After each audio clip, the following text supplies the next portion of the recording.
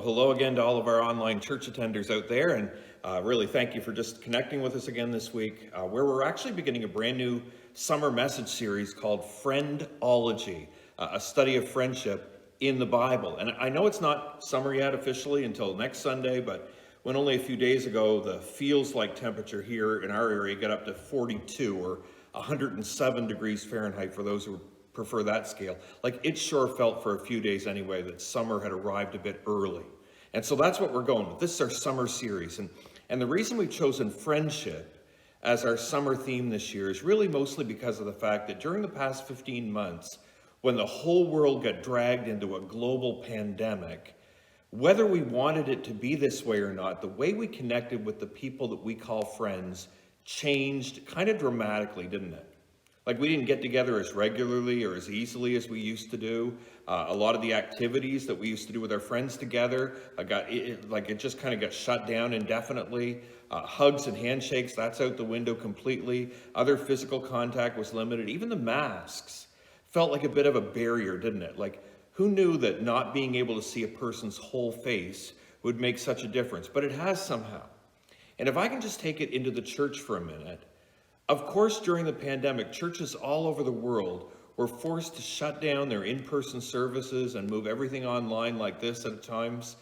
Even when in-person was allowed, it was more of an sort of an in-and-out kind of scenario. We weren't serving coffee before service anymore. There were no clusters of people in the lobby afterward. That was always part of our church culture. Certainly it was part of our church culture here in Rusagonis. And while we were together, we had to stay 6 feet apart. We still do. In our church, we actually put 6-foot wooden spacer rods in the pews, which could also double as a weapon in case somebody tried to enter your personal space. I probably shouldn't, give people ideas like that, right? But see, that was all necessary, and we kind of complied in our families and our workplaces and our places of worship and everywhere else because it was the right thing to do for the sake of public safety. The goal was to limit contact, increase physical barriers, sanitize surfaces, and live within small bubble groups in order to keep everybody from getting sick with a deadly virus that until a few months ago we didn't really have any medical application for. And we've done well. I know that here in New Brunswick, most people have received at least one vaccination injection, and we now have what is called a pathway to green, when rules can gradually be eased and life can move forward in a way that feels a little less restrictive than it has for quite a while now. And I know we're all grateful, but it's not come without a price either. For some people, the price took the form of loss in expected income. For some people, the price had to do with delays and cancellations. I'm thinking of the people who, couldn't have the weddings they planned or celebrate their graduation, memorialize their loved one, or really any kind of life plan that might have been interrupted. But one of the most prominent prices of this pandemic that's being felt about as broadly as any, and I think that the fallout from it has yet to be fully realized because it's affected so many of us really, is the feeling of separation from other people who for various different reasons fill a meaningful place in our lives. Because it's been almost universal, hasn't it? And the loss or the limitations surrounding those meaningful relationships has made an impact on our personal well-being. Like, even people who are otherwise healthy and are functioning well for the most part have struggled at times. There's a clinical term that I discovered a little while ago. It's called languishing, where it might not check all the boxes for depression or other forms of what we might call mental illness, but there's just not a lot of energy for life either. Apparently that's languishing.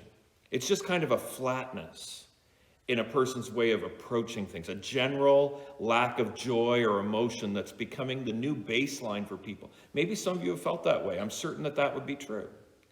And again, a lot of that during the past year or better can be attributed largely to isolation and the absence of what most of us would describe as normal person-to-person interaction with people who have meaning in our lives, or people that for our purposes today, I want to call friends. And so that's the backdrop to our summer series, really. It's all about the importance of friendship, and specifically, now that there are positive signs pointing toward a safe return to some of our regular activities and routines, how we can be those friends of significance in the lives of some of the people around us. And so each week we're going to be highlighting a specific friendship of the Bible. And the one that we're starting with this time around is the friendship between David and Jonathan in the days before David ascended to the throne. See, a lot of people, when they think of King David, they think of him as king, right? They think of him as king of Israel. But this was before David became king.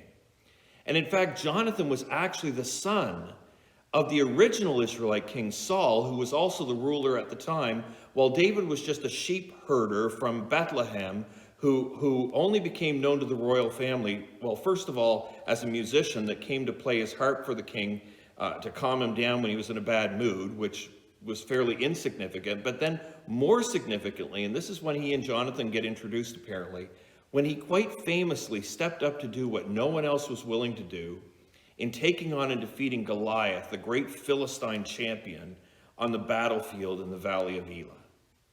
And I know many of you are probably familiar with that story of David and Goliath, at least on one level or another. It's one of the most famous stories in the Bible, and rightly so. It signaled a major victory in the history of the Israelite people. But in the opening verses of 1 Samuel 18, which is where I want to pick up here now, that victory is just still fresh. And the word is only starting to get out about it, as a matter of fact, but not everybody knows about it. But right after it happens, David is summoned and brought into the royal palace to debrief it with King Saul about the slaying of the giant. And that's where our introduction to David and Jonathan's friendship happens. Just listen to this. It says, after David had finished talking with Saul, he met Jonathan, the king's son, and there was an immediate bond between them, for Jonathan loved David. Like, have you ever known friendships like that or had friendships like that where you know it from the start? Like, that's how it was with these two. In the original Hebrew, the literal rendering is something along the lines of the two were knit together in their souls. Like they were kindred spirits. Verse 2 now.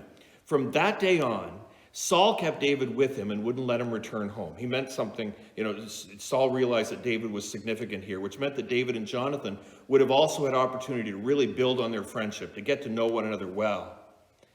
And Jonathan made a solemn pact, or a covenant with David, the scriptures tell us, because he loved him as he loved himself. And then this next part is kind of interesting, because in verse 4 it tells us that Jonathan sealed the pact by taking off his robe and giving it to David, together with his tunic, sword, bow, and belt. See, that's interesting, isn't it? Because I've had some good friends over the years, and many of them have even given me things at different times. Like I have a friend named Greg, who quite a few years ago, he gave me a set of socket wrenches that he was done with for whatever reason, and that I use them all the time. I think of him whenever I use them. I'm grateful. Wendy and I had another friend who's since passed away who gave us a used bedroom set when we were settling into our first unfurnished home. And 25 years later, we're still using it. A few years ago, we have some good friends who gave us a section of decking that they were done with to use with our trailer. That's like getting gold today, isn't it? All that lumber. And we enjoy sitting on it all summer long. We've had some generous friends in our lives, and we'd like to think that we've been generous with others too. But there's something that stands out as just a little bit different about Jonathan's gift to David, his robe and his tunic, his sword, bow, and belt. It's not a normal gift. And the Bible even indicates that it was different. Remember, it says that he gave it as a way of sealing a pact, a covenant commitment between the two men, which means that it was a physical representation of a more significant bond, a kind of a spiritual bond. And see, here's the thing. Don't forget that when David came to the palace after his victory over Goliath, to most people at that point, he was still a nobody. And I mean, word would eventually spread about what he'd done, and he'd gain some attention from that, and it was all part of God's plan for his life. God was working things out. But if you read through the story of David and Goliath, you'll know that when David went to the front lines of the battlefield that day, he didn't actually go there as a soldier. There was no intention for that. He went there straight out of the sheepfold in the Judean hills as a matter of fact, as an errand boy for his father, delivering care packages to his brothers, who were the real soldiers in the family, the trained soldiers. David didn't plan to be the hero that day. He didn't plan to go down into the real arena of conflict. He didn't plan to respond to Goliath's challenge. He didn't even have any armor. Remember, the king got him to try on his armor. It didn't fit, so he just went out there in his old work clothes. David saw the need and he trusted the Lord, and by the time he had even time to think about it, it was just all done. Like I said, it was really just David the shepherd who was summoned to the palace that day, just a sheep farmer visiting the home of the king. And everyone who saw him coming were probably like, well, what in the world is he doing here? Like, he doesn't fit in. And they were right. He didn't. From a social status position, he had no business being there. But when Jonathan, the king's son, gave David his robe and his tunic, like his royal clothing, and then handed over his royal sword and his royal bow and his royal belt, it was kind of his way of saying, I know that this is probably all a little bit of a whirlwind to you, and you probably don't understand it all, and you don't think you're worthy of it, and you're probably not even comfortable with it at this point. Like, there are probably moments still when you just like to drop everything and go back to your herds in the hills. Like, you might not even see God's plan for this. You might not see the big picture here. But what I see in you is something more than that. And I might be the presumptive heir to the throne by birthright, Jonathan's thinking, but I relinquish that to God's anointed. And from this moment on, you, David, have my loyalty, and I will do everything within my ability to help you accomplish what God has called and designed for you to do. See, that's what it meant. In your own mind, David, you might still be a shepherd boy, but in my mind, I can see that God has so much more in store for you to be and to do. And if you're familiar with the succession narrative in the scriptures, you may know already that Jonathan's commitment to David wasn't going to be an easy one. Because over time, his father Saul became increasingly paranoid and unstable. I mean, he was already to some degree, but that became worse. And he became particularly jealous of David once the story of Goliath got out and started spreading among the people. And his spirit was stubborn and he was reluctant to give up the throne. And there's a moving story in chapter 20 where in order to protect David, Jonathan has to help him escape from Saul, his own father, who was planning to kill David to eliminate him as a threat. And we're not going to take the time to read that today. Again, it's in chapter 20. You want to read it on your own. It's an interesting read. But fair warning, it's actually kind of painful as well, because in the midst of it all, Jonathan hears some hurtful words spoken from his father. Words that were hurtful to him, threatening to him even. And then he has to say a tearful goodbye to David before sending him into hiding for his life. It wasn't easy. And I'm assuming it doesn't even go well for Jonathan after that he was really probably from that point on a stranger in his own home, and he had to be careful of his father, the king, every single day. But the two friends, David and Jonathan, do end up having one final meeting with one another that gets recorded for us in the Word of God. In 1 Samuel chapter 23, sometime after David left, it says in verse 16 that Jonathan went to find David and encouraged him to stay strong in his faith in God. Don't be afraid, Jonathan reassured him.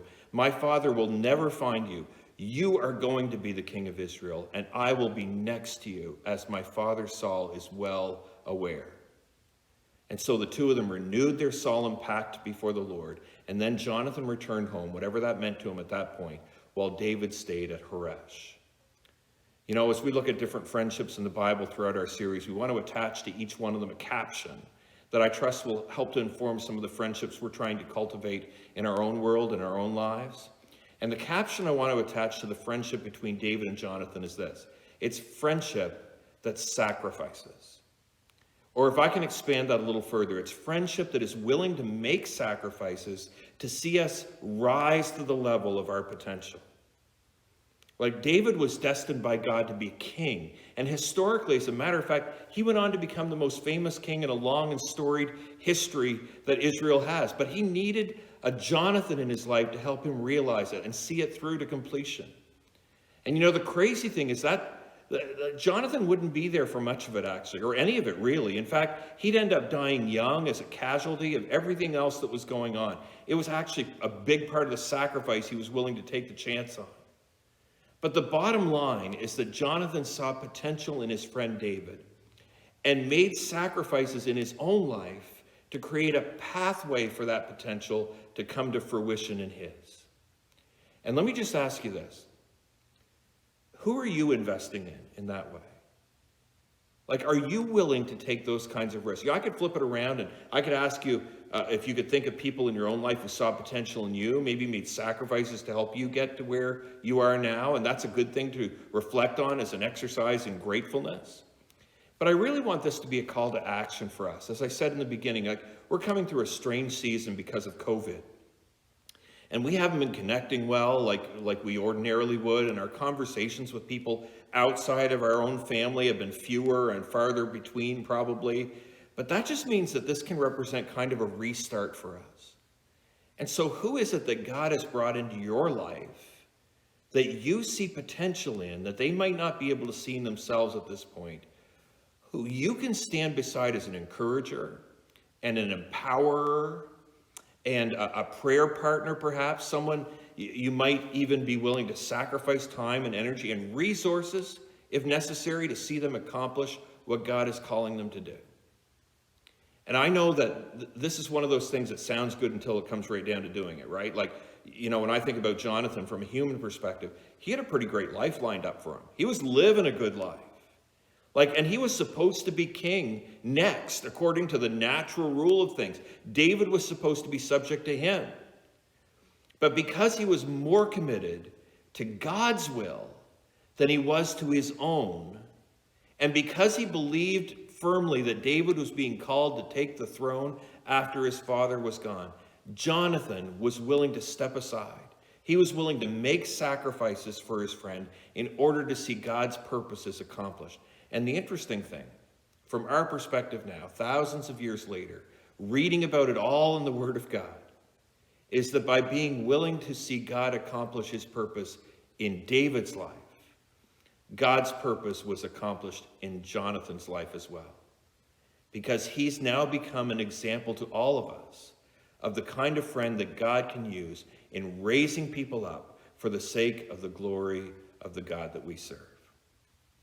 Well, that's a good start on our series, I'm hoping, and actually it's a good lead into next week's message when we're going to be looking at the friendship between Paul and Timothy in the New Testament, which we hope you'll join us for. It's actually our Father's Day message. But until then, may God give you friends like Jonathan to help you accomplish what God has planned for your life, and may we be friends like Jonathan in someone else's life, so that his will can be done in theirs too. God bless you, friends, and we'll see you next time.